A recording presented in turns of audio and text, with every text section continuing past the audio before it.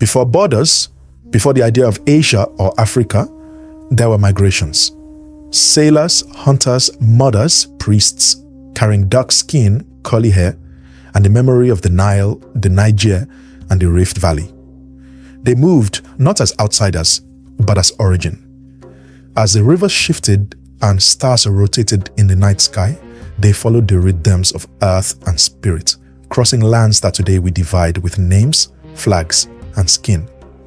But back then, there were no lines, only directions, toward food, toward water, toward the sun. They came not as invaders, nor as guests. They came as builders.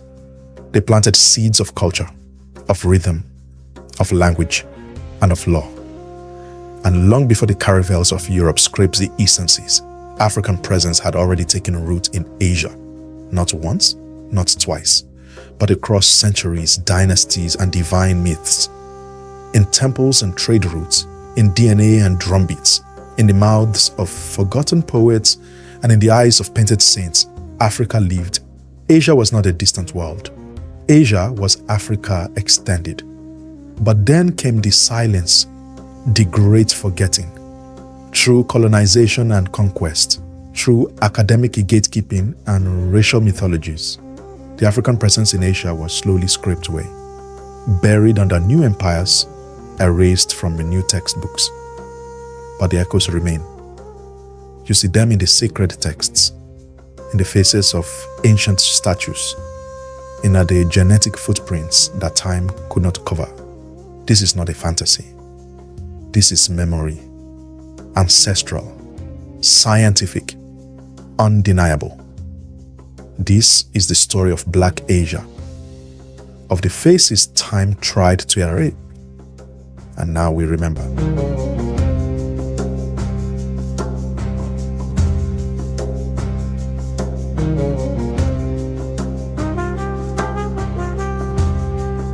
Long before the rise of kingdoms, before the invention of writing, and long before the borders of Asia and Africa were imagined, there was a journey that would shape the very foundation of humanity. Between 60,000 and 70,000 years ago, a group of early humans crossed the narrow strait of Bab el-Mandeb from the Horn of Africa into the Arabian Peninsula. These were not nameless wanderers. These were the original explorers, anatomically modern Africans who would go on to populate every corner of the earth.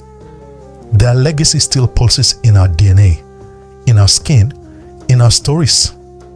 This migration was not a one-time exodus. It was a wave of movement, adaptation, and survival that stretched over thousands of years. As these early African populations spread across Arabia, they settled into coastal zones, oases, and fertile valleys.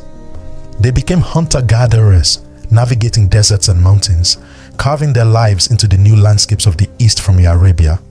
They journeyed deeper, into Persia, into India, into the Himalayan foothills, and the monsoon-rich south.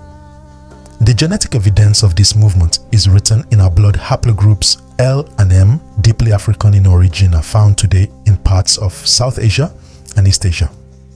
African Y-DNA lineages appear in ancient and modern Indian populations, echoing the footsteps of their distant ancestors. These are not small traces. They are enduring, widespread, and powerful reminders that Africa was not only the origin of humanity, but the original global presence. Yet, it wasn't just biology that Africa carried into Asia. It was language, ritual, survival systems, and eventually culture.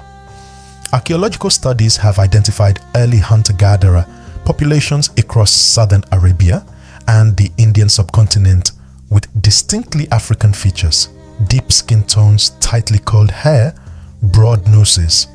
Their tools resembled African toolkits. Their burial practices, their relationship with the land, all mirrored the rhythms of their ancestral continent. In regions of Yemen, Oman, and Gujarat, skulls with sub-Saharan morphology have been found dating back tens of thousands of years, placing Africans not just at the edge of Asia, but deeply within it. And these early migrants were not merely genetic ancestors to be studied in labs. Some of them stayed, some of them thrived, and some of them led. Over time, these African-rooted peoples became integral parts of the early Asian tapestry, absorbed into societies, elevated in status, and in some cases ascended to roles of leadership, priesthood, and kingship.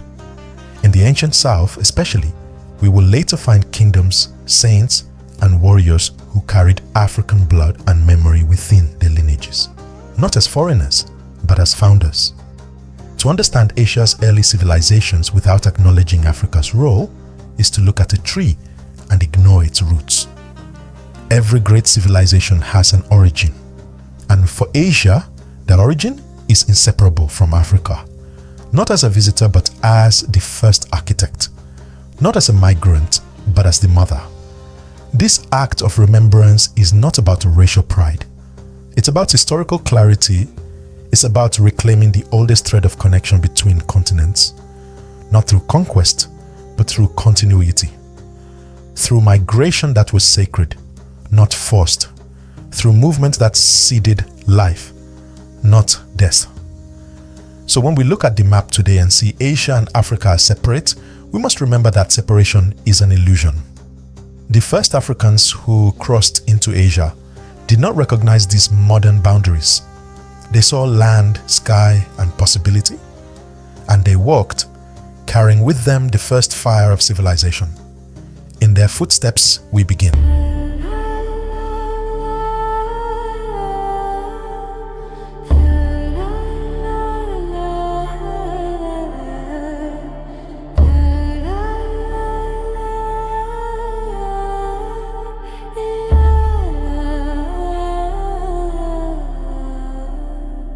To explore the African presence in India, we must descend into the oldest layers of South Asian civilization, a time before the Vedic hymns were chanted, before Aryan migrations reshaped the subcontinent, before caste and colonial categories divided skin, status, and spirit.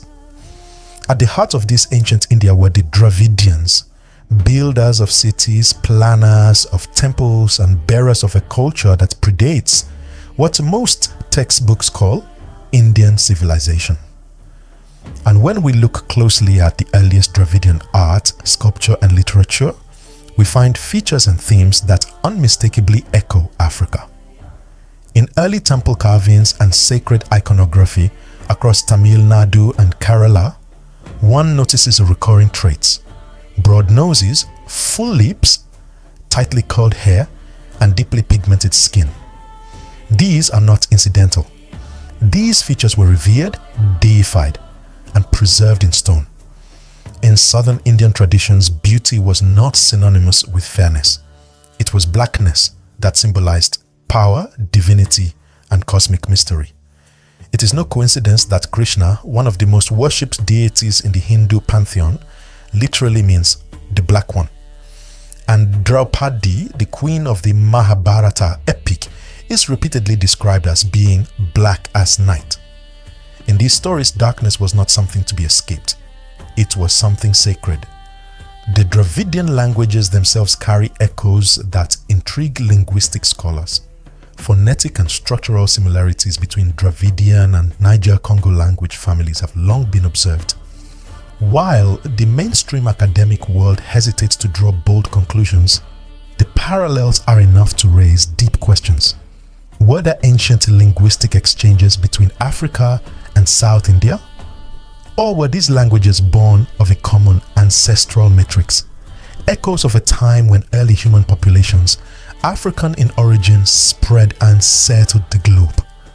Among the most direct and undeniable connections between Africa and India are the Siddis, African-descended communities who have lived in the subcontinent for over 1,000 years. Originating from East African regions like Mozambique, Ethiopia, and Kenya, many Siddis arrived in India as traders, sailors, and soldiers, long before the era of European slavery. Others came through the Indian Ocean slave trade, but over time they integrated into Indian society, forming distinct communities in Gujarat, Karnataka, and Hyderabad today. They still preserve elements of African heritage, from music and dance to spiritual practices, even as they speak local languages and practice Islam, Hinduism, or Christianity. The Siddis' historical contributions are remarkable. Malik Ambar, a former enslaved Ethiopian who rose to become the prime minister and military leader of the Ahmadnagar Sultanate in the 17th century, is one of India's greatest unsung heroes. He successfully resisted the expansion of the Mughal Empire using guerrilla tactics and advanced military strategies. He not only held power, but was respected and feared by India's ruling elites. His leadership is a direct testament to the potential of African descendants in India, not just as survivors, but as shapers of history. The African connection to India is also agricultural. Ancient Indian farming owes a debt to African innovation. Crops like sorghum and pearl millet, staples in many Indian diets, were originally domesticated in Africa and later spread eastward through trade and migration. These were not just goods exchange, they were knowledge systems embedded in the soil and the seasons. African farmers helped shape the agricultural DNA of the Indian subcontinent, influencing diets, rituals, and economic systems for millennia. To understand India's ancient soul is to embrace its African echoes. From the temples of the Tamil coast to the music of the Siddis, from the gods of the epics to the grains in the earth, Black presence is not a recent import. It is an ancient inheritance. These connections remind us that Africa and India were never strangers. They were neighbors across an ocean, co-creators of a shared story. And now, that story rises again, in full color, in full truth, and with the dignity time tried to bury.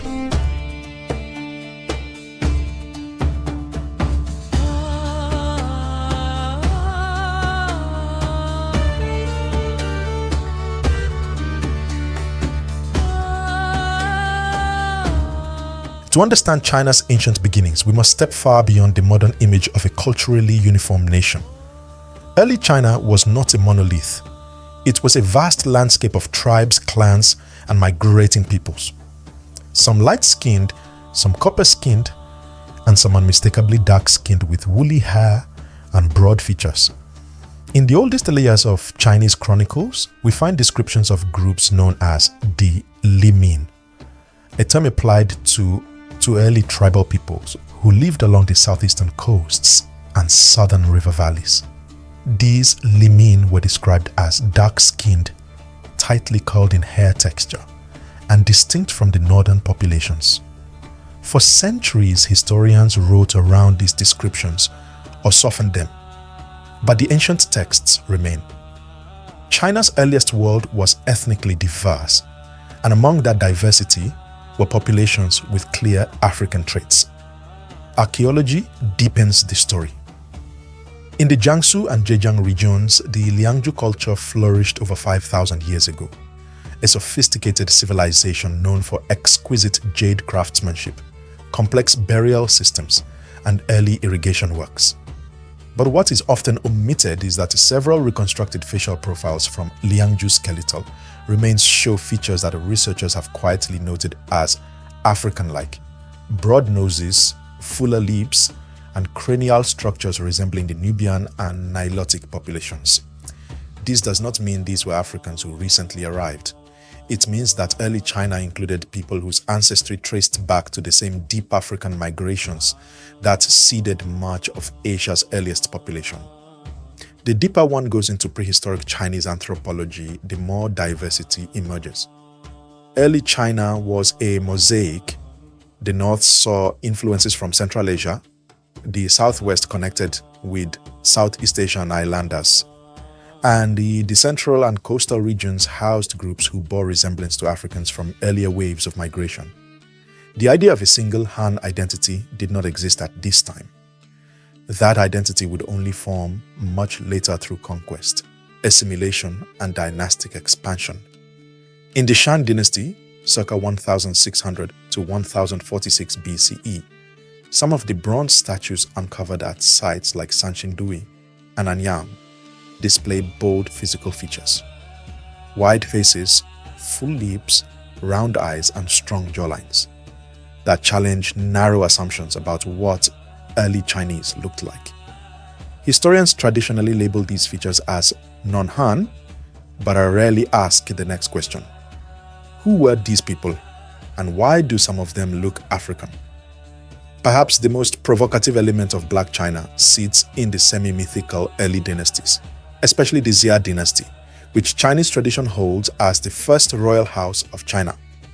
Some scholars, both Chinese and foreign, have drawn attention to legends of black kings or dark emperors who ruled in antiquity. These legends, once part of classical storytelling, have largely vanished from modern textbooks. Not because they were disproven, but because they complicated modern nationalist narratives. Chinese folk history contains tales of early rulers described as dark-complexioned and broad-featured. Descriptions that, in earlier scholarship, were brushed off as symbolic.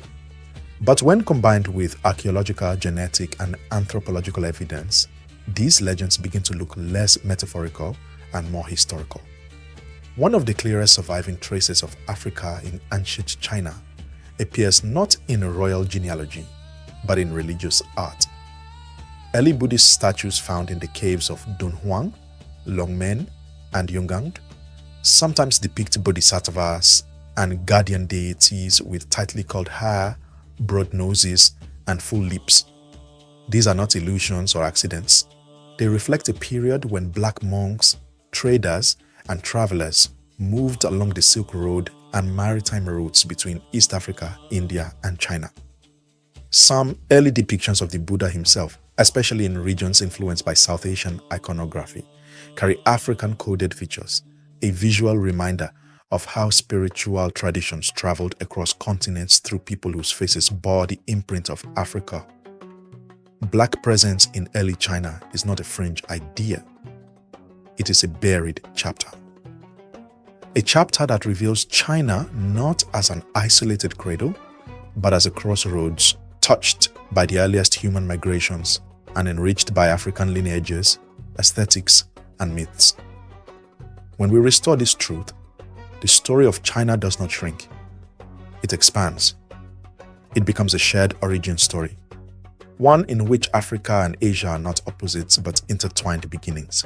Before the Persian empires rose to global renown, there stood an ancient and often overlooked civilization, Elam. Nestled in the southwestern region of modern Iran, the Elamites are widely recognized as one of the earliest foundational cultures in the Iranian plateau. They built cities, developed cuneiform writing systems, and rivaled Mesopotamia in innovation and influence. But the most striking historical detail, found in Babylonian and Akkadian descriptions, is this. The Elamites were dark-skinned. Ancient records describe them with features associated with African populations, a fact often dismissed or downplayed in modern retellings of Persian history. The Elamites weren't alone. As Iran evolves through the Medes, Achaemenids, and Sassanids, it remained a crossroads of migration and cultural fusion. The Persian Empire was vast, stretching across continents, and within its armies, courts, and coastal provinces lived groups of African descent, especially from East Africa. Among the most significant were the Zanj, a term used by medieval Arabs and Persians to describe black East Africans, particularly from the Swahili coast. The The Zanj became deeply embedded in Persian society, serving as laborers, guards, musicians, and even military elites. Some rose to positions of political and economic influence. Their presence wasn't marginal, it was systemic, especially in the southern port cities like Siraf, Hormuz, and Kish, where African sailors and traders became essential links in the maritime silk and spice networks. One of the most defining moments of this African-Persian entanglement came during the Zanj rebellion in the 9th century, a massive uprising of enslaved East Africans in Basra, then part of the Abbasid Caliphate's Persian territories. Though ultimately crushed, the rebellion lasted for nearly 15 years and shook the foundations of the Islamic world. It wasn't just a fight for freedom, it was a reminder of how deeply African populations were woven into the social and economic fabric of the region. And even after the rebellion, the Zanj remained a part of Persian life, not just as workers, but as contributors to the intellectual and artistic legacy of the empire. Indeed, the cultural exchanges between Africa and Persia were vast. In metallurgy, African techniques in iron smelting and tool making influenced Persian blacksmithing, especially through contact with East African craftsmen. In poetry and oral tradition, echoes of African rhythm, repetition, and metaphor shaped the aesthetic sensibilities of Persian storytelling, particularly among coastal and Sufi communities.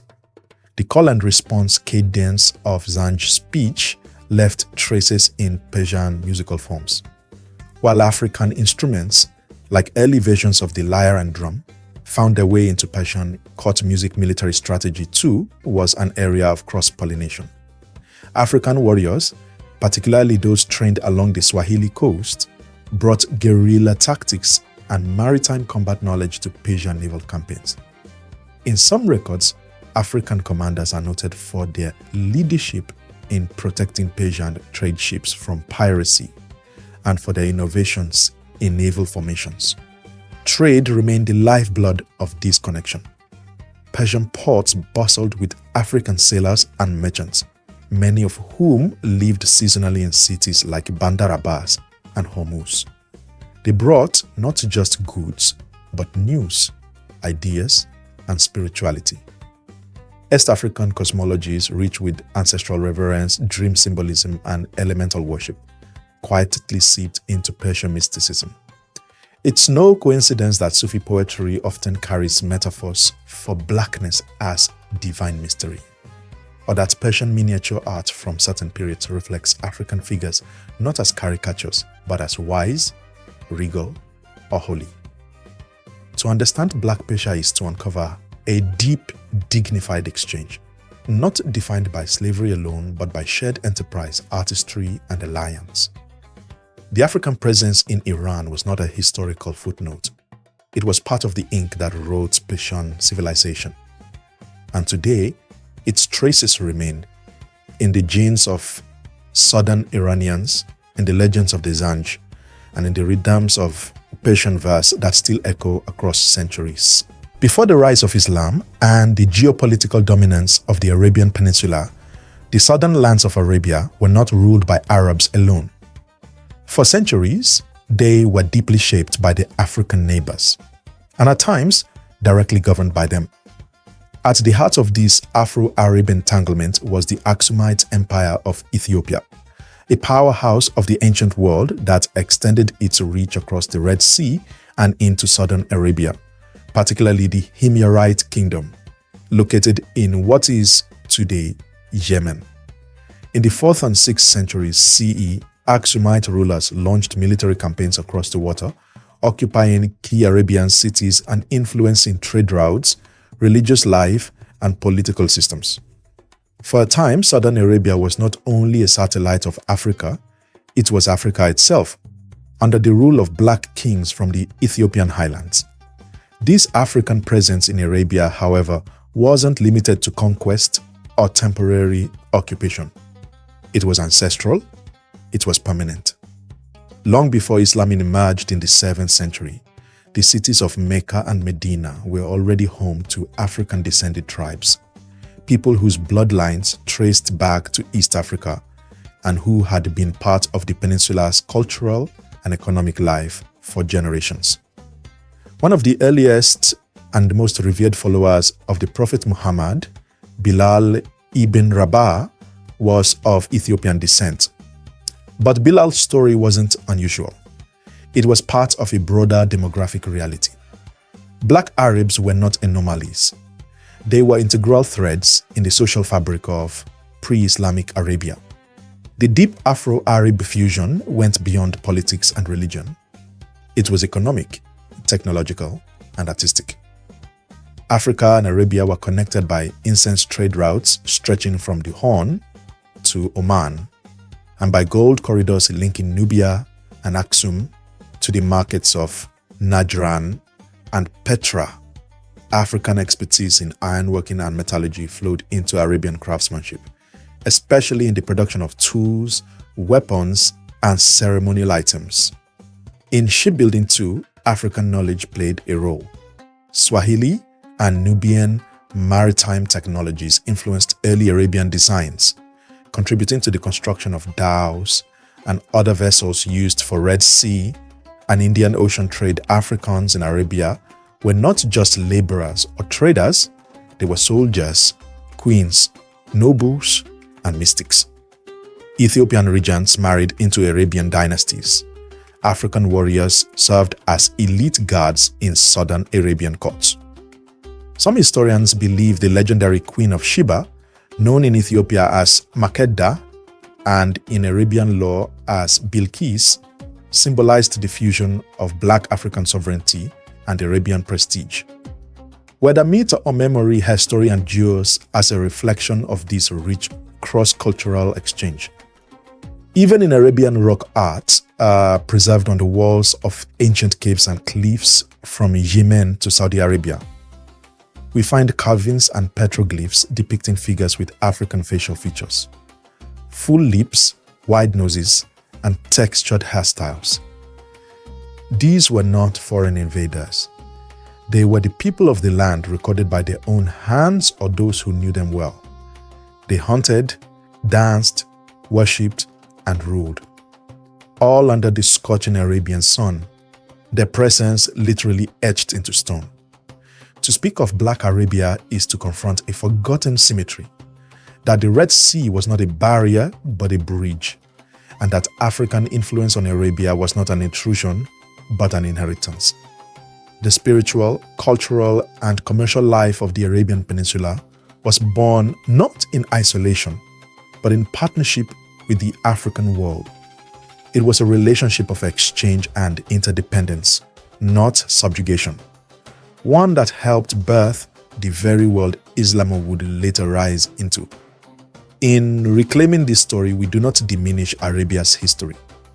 We expand it and we restore to it the deep, proud African roots that shaped it from the beginning.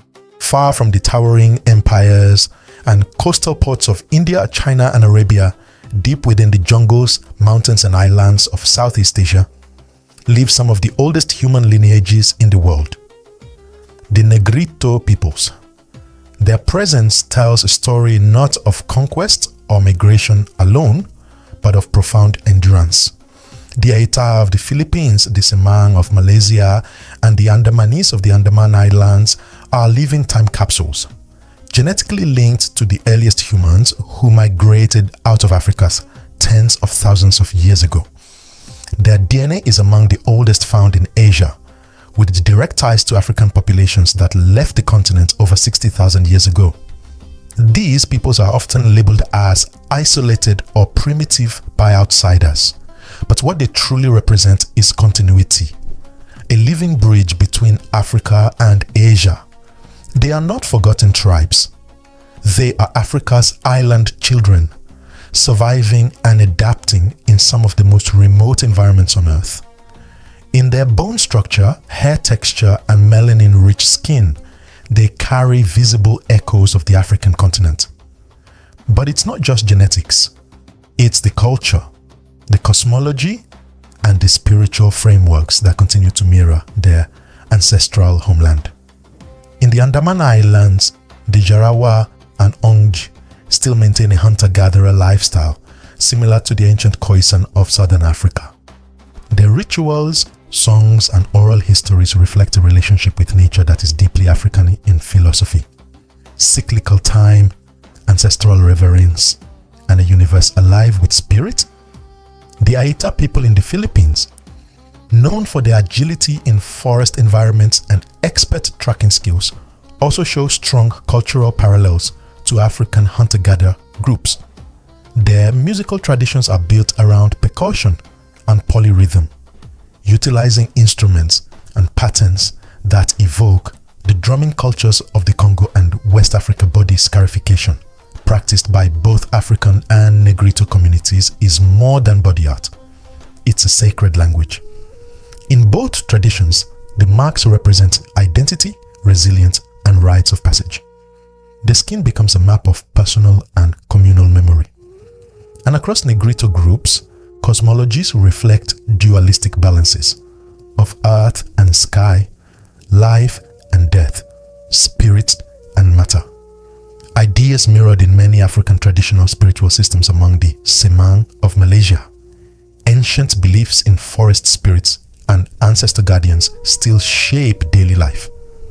Their hair, often described as tightly coiled and woolly, has led anthropologists to acknowledge the direct physical connection to African populations, particularly the early East Africans. Genomic studies have confirmed this. Negrito populations, though now geographically distant from Africa, share key segments of deep ancestral DNA, lineages that branched off early in human history, and remained genetically isolated for tens of thousands of years. The Papuans and Melanesians add another layer to this story. Though not technically Negritos, they too exhibit African-level genetic diversity. A marker of ancient origin studies have found that Melanesians possess unique combinations of African and Denisovan DNA, pointing to a complex web of migration and interaction in prehistoric times. Their ritual music, initiation ceremonies, and hair adornments also resemble those found across traditional African cultures, suggesting not just shared origin but shared symbolic systems. What makes this history so powerful is not just the science, it's the survival. Many of these groups have remained relatively unchanged for over 30,000 years, preserving ways of life that existed before the pyramids, before writing, before war. They are living blueprints of what early humanity looked like, sounded like, believed in, and celebrated. And within their stories, Africa speaks. To recognize the Negrito nations is not to romanticize the hardship. Many of them face ongoing threats of displacement, marginalization, and cultural erosion. But it is to acknowledge that their survival is a living testament to Africa's earliest reach, to a world long before the modern idea of civilization, when the memory of the Rift Valley still lived on the wind, in the trees, and in the songs of island children. This too is Black Asia, and they were never lost. They were always home.